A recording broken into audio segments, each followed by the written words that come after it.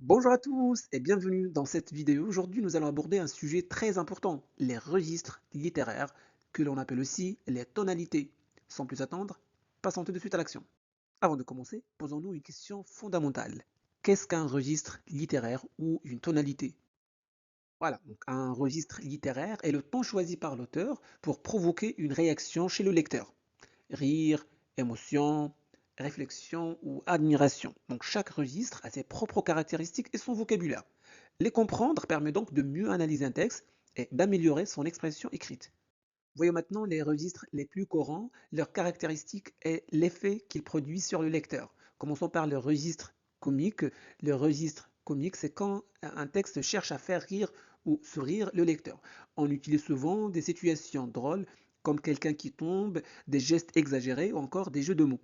Le but, c'est de créer de l'amusement et de la détente. Prenons un exemple. Monsieur Dupont confondait toujours son chapeau avec une poubelle et la coiffeuse riait de ses manies absurdes. Le comique ici repose sur l'exagération et l'absurdité des situations et des comportements. Voilà, donc le personnage fait quelque chose de ridicule, ce qui provoque le rire et l'amusement du lecteur. Pour résumer, le registre comique sert donc à détendre, divertir et faire sourire en mettant en scène des comportements ou des situations absurdes. Deuxième registre, le registre satirique. Le registre satirique, c'est quand un auteur critique quelque chose ou quelqu'un en se moquant. L'objectif, ce n'est pas juste de faire rire, mais de provoquer un rire critique et de faire réfléchir le lecteur. Prenons un exemple. Monsieur Durand prétend être le meilleur professeur du monde, mais il passe ses cours à raconter des histoires absurdes et à faire des fautes dans chaque phrase. Ici, l'auteur utilise des procédés comme l'exagération, la caricature, l'ironie, les hyperboles et l'humour. Pourquoi? Eh bien, pour se moquer du personnage.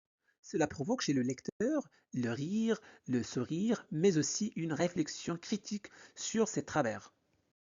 En résumé, le registre satirique sert à dénoncer ou ridiculiser des comportements, des idées ou des défauts tout en amusant et en faisant réfléchir le lecteur. Voilà. Troisième registre, le registre ironique. Alors, le registre ironique, c'est quand on critique sans le dire directement. On fait semblant de féliciter ou de valoriser quelque chose, alors qu'en réalité, on se moque. Par exemple, quelle brillante idée se lever à 5 heures du matin pour courir sous la pluie. Vraiment génial. Ici, l'auteur utilise l'antiphrase et l'exagération. Il dit donc le contraire de ce qu'il pense vraiment pour critiquer de façon détournée. Cela provoque chez le lecteur un sourire et crée une complicité avec l'auteur, qui se moque gentiment de la situation. Donc pour résumer, le registre ironique sert donc à faire passer une critique avec humour, tout simplement. Quatrième registre, le registre fantastique. Bon, le registre fantastique, c'est quand l'irréel surgit dans un cadre réaliste.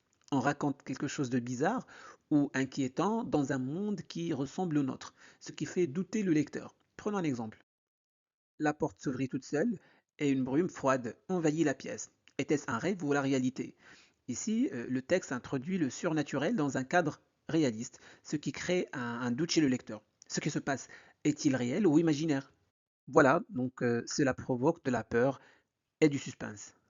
Pour conclure, le registre fantastique sert donc à mettre le lecteur mal à l'aise et l'immerger dans des phénomènes étranges ou inquiétants. Cinquième registre, le registre tragique. Le registre tragique, c'est quand un personnage est confronté à une fatalité inévitable.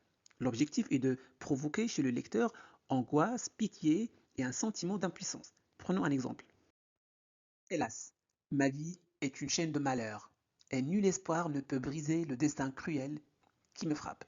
On remarque d'abord le vocabulaire très fort. Des mots comme malheur, destin cruel montrent l'intensité de la souffrance du personnage. Ce passage donc suscite chez le lecteur à la fois de l'admiration pour le héros et de la pitié car il est confronté à un destin auquel il ne peut pas échapper. En résumé, le registre utilisé ici est clairement tragique, avec une émotion forte et un personnage noble face à la fatalité. Sixième registre, le registre pathétique. Bon, c'est quand un auteur cherche à émouvoir ou à susciter la pitié. L'objectif donc est de créer de la compassion, de l'empathie et une émotion forte chez le lecteur. Prenons un exemple, le vieil homme, grelottant sous la pluie, appelait son chien disparu depuis des jours. On remarque le vocabulaire évocateur, avec des mots comme grelottant ou disparu qui montrent la souffrance du personnage. Cela suscite chez le lecteur de la tristesse et de la compassion. Voilà. Pour cela, on utilise souvent le champ lexical de la souffrance, des hyperboles ou le lexique des sentiments. Pour résumer, le registre pathétique sert donc à émouvoir profondément le lecteur en montrant la douleur ou la perte d'un personnage. Voyons maintenant le septième registre, le registre dramatique. C'est quand un auteur cherche à faire ressentir une tension intense, souvent liée à un conflit ou une situation critique. L'objectif est de créer tension, suspense et implication du lecteur ou spectateur dans le conflit. Prenons un exemple, les flammes s'élevaient rapidement et chacun courait en criant, sans savoir où se réfugier. Le texte utilise des procédés comme le suspense, la situation de crise et un rythme de narration accéléré, ce qui rend l'action intense et urgente. Voilà, cela provoque chez le lecteur de la tension et de la peur. Voilà, pour conclure, le registre dramatique sert donc à immerger le lecteur dans une situation critique en renforçant l'intensité et l'émotion de l'action. Huitième registre, le registre polémique. C'est quand un auteur attaque ou dénonce violemment quelque chose. L'objectif est de provoquer la révolte et de pousser le lecteur à prendre position. Prenons un exemple. Comment peut-on tolérer une telle injustice? Ceux qui ferment les yeux sont complices. Ici, le texte utilise un vocabulaire agressif et accusateur. Pour quel objectif? Eh bien, pour provoquer la colère et l'indignation chez le lecteur. Voilà, le registre polémique sert donc à exprimer une opinion forte. 1. Dénoncer une injustice ou un comportement. 2. 3. Et provoquer la réflexion et la réaction du lecteur. Voyons maintenant le dixième registre, le registre didactique. C'est quand un auteur cherche à expliquer ou instruire le lecteur. L'objectif est de faire comprendre quelque chose et de permettre l'acquisition de savoir. Prenons un exemple. Pour calculer l'aire d'un rectangle, il suffit de multiplier sa longueur par sa largeur. Le texte utilise un vocabulaire précis et pédagogique pour instruire et expliquer clairement une notion. D'accord? Voilà, donc le registre didactique, c'est très simple. Il sert à transmettre un savoir. Voilà. Onzième registre, le registre lyrique. C'est quand un auteur cherche à exprimer ses sentiments personnels et intimes. L'objectif est de provoquer le partage des émotions et de toucher la sensibilité du lecteur. Prenons un exemple. Ô souvenir, vous remplissez mon cœur d'un amour doux et douloureux. Ici, le texte utilise des procédés comme les exclamations, les métaphores, les hyperboles et le vocabulaire émotionnel. Et souvent à la première personne. Pourquoi? Eh bien, pour exprimer des sentiments intenses. Le registre lyrique met les émotions personnelles et profondes de l'auteur au premier plan.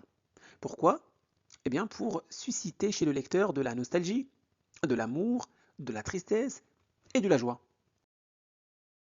Voilà, en résumé, le lyrique sert à toucher le lecteur en exprimant les sentiments intimes et poétiques de l'auteur. Douzième registre, le registre réaliste. C'est comme son nom l'indique, ce registre cherche à montrer la vie telle qu'elle est, sans l'embellir ni la rendre trop dramatique. L'idée, c'est que le lecteur se dise ça pourrait vraiment arriver. Prenons un exemple. Une femme prépare le café dans sa petite cuisine pendant que son mari cherche ses clés avant d'aller travailler. Comme vous pouvez le voir, le registre réaliste repose avant tout sur la précision. L'auteur donne beaucoup d'informations concrètes sur les lieux, les objets, les vêtements, les gestes, etc. Tous ces détails servent à rendre la scène crédible et proche de la réalité. Ensuite, on rencontre surtout des personnages ordinaires. Ce ne sont pas des héros exceptionnels, mais des personnes simples avec une vie quotidienne normale, des problèmes de travail, de famille ou d'argent. Enfin, le langage est naturel, les personnages parlent comme dans la vraie vie, avec des phrases simples et un vocabulaire courant. Voilà, pour résumer, le registre réaliste sert donc à représenter la réalité de manière fidèle et crédible afin que le lecteur puisse s'identifier au personnage et réfléchir sur la société. Treizième registre, le registre épique. C'est quand un auteur raconte une histoire en mettant en scène des exploits héroïques. Les personnages sont présentés comme de vrais héros et leurs actions deviennent extraordinaires. presque incroyable. Le but, c'est de faire ressentir au lecteur de l'admiration, du suspense et de l'enthousiasme. Prenons un exemple. Debout au milieu des flammes, il résista à la tempête, aux cris de l'ennemi et à la peur, puis s'élança pour défendre son peuple, seul contre tous.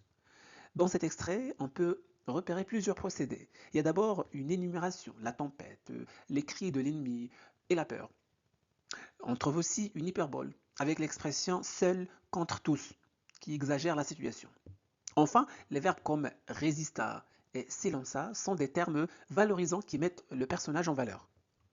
Cela suscite donc chez le lecteur de l'admiration, de l'exaltation et de l'inspiration car le héros apparaît comme courageux et grandiose. Voilà, pour conclure, le registre épique sert à raconter et magnifier les exploits d'un héros pour montrer sa bravoure et sa grandeur. Voyons maintenant le registre merveilleux. Le registre merveilleux, c'est quand une histoire parle de choses magiques comme des fées, des sorciers ou des créatures fantastiques. Prenons un exemple. La fée posa sa baguette sur la pierre et aussitôt un jardin lumineux apparut, rempli de fleurs qui chantaient et d'oiseaux dorés. Donc cet extrait relève du registre merveilleux. Dans ce registre, comme je viens de dire, on entre dans un univers où tout semble magique et extraordinaire.